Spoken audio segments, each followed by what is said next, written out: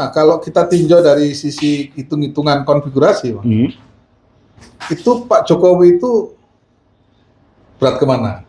Ke koalisi besarnya atau ke induk partainya? Nah, coba Abang. Kalau analisa saya, Gus Andi ya, kalau Jokowi masih membuka ruangan kepada koalisi di luar PDIP, berarti Jokowi ini lebih condong ke koalisi besar itu.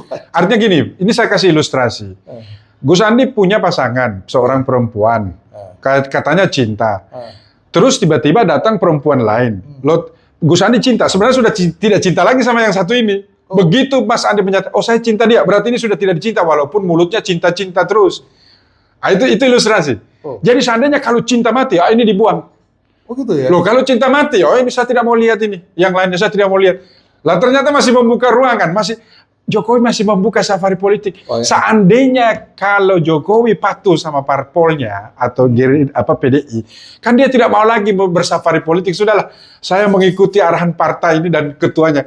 Artinya Jokowi adalah raja.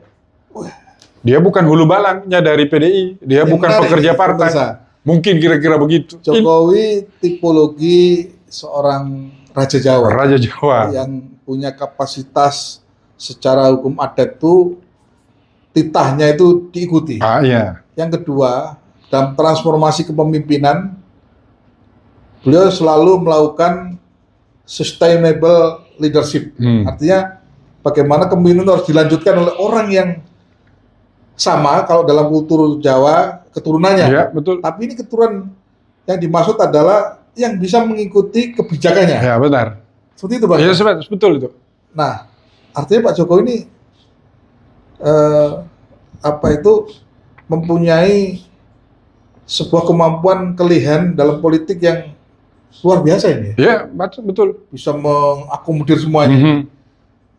Di induk partainya, di koalisi besarnya. Dan kira-kira kecenderungan Pak Jokowi nanti dalam konteks memberikan support, baik yang kelihatan maupun secara simbolis, ke arah mana yang paling kuat?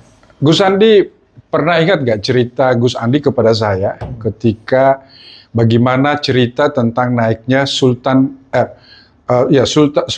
Agung menjadi raja? Oh iya. Apa ceritanya? Angkat ini sehari aja, baru nanti ganti menjadi lebih besar. Artinya gini, si raja sebelumnya ini sudah melihat masa depan ini. Ini bisa terulang nih, epic terkait dengan Sultan Agung. Ini reinkarnasi kejadian masa lalu yang secara alam pasti berkurang. Bisa jadi. Masih berulang. Ya? Masih berulang. Nah, artinya cerita-cerita sedemikian rupa itu bisa saja terjadi. Tinggal kita menggali dari sisi mana aktor ini berubah, dari sisi mana cerita itu terpenggal dan menjadi satu atau cerita baru. Cerita ini mengandung sinkretisme dan mistisisme. Nah, mungkin coba Gus Andi cerita tentang bagaimana Sultan Agung ini, sedikit. Ya, jadi sesuatu yang digadang-gadang, biasanya kalau alam tidak mengendaki, cepat sekali runtuh.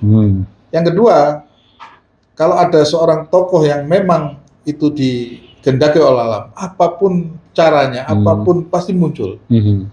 Dan proses naiknya Sultan Agung itu kan karena memang Pangeran Martapura yang tidak disangka pada proses perkembangan secara kedewasaan mengalami kekurangan. Tapi dalam rangka menghormati sebuah proses-proses transformasi keturunan itu, diangkat dulu satu hari, lalu diturunkan, ditampilkanlah Raden Mas Rangsang sebagai Sultan Agung.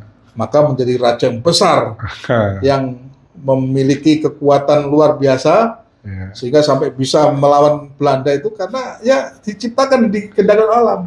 Mungkin itulah yang dimai Pak Jokowi. Lah, Jokowi pasti ngerti cerita ini, Gus Andi. Oh gitu ya? Oh iya, pasti, karena beliau kan tidak mungkin jauh-jauh dari cerita itu. Saya saja yang bukan orang Jawa menghafal cerita ini, bahwasanya ini akan bakal terjadi, apalagi Jokowi. Ya. Baiklah, jangan diteruskan karena ini menyangkut dengan pemahaman yang bersifat kejawaan ya. Spiritual Jawa, dan itu memang Pak Jokowi sangat mendalami. Kenapa beliau sebagai rakyat biasa tapi mampu membuat negara ini damai. Ya, betul. Bang Wi, coba bayangkan di bulan Ramadan ini, di bulan Syawal ini yang ada juga perbedaan sholat, pelaksanaan puasa yang damai, tidak ada tutup menutup.